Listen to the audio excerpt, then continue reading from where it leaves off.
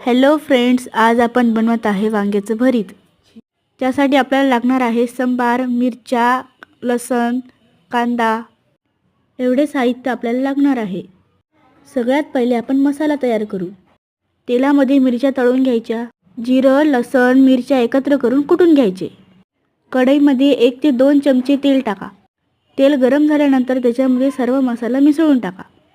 आपण जे वांग्याचं भरीत केलेलं आहे त्या मसाल्यामध्ये मिसळून टाका। चला तर मित्रांनो, आपण जाऊया भाकरीच्या पिठाकडे। तर सर्वात आधी गरम पाणी ठेवा भाकरीच्या पिठाला मळवण्यासाठी। 1 ते 2 वाट्या भाकरीचं पीठ घ्या। गरम पाणी भाकरीच्या पिठामध्ये मिसळून टाका। भाकरीच्या पिठाचा उंडा तयार करा। भाकरीच्या उंड्याला पीठ लावून हलक्या हाताने थापडून घ्या।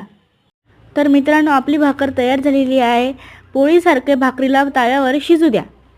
तर मित्रांनो, आजची रेसिपी आपली कशी झाली ते कमेंट बॉक्समध्ये नक्कीच सांगा। लाईक करा, सबस्क्राईब करा, शेअर करायला नक्की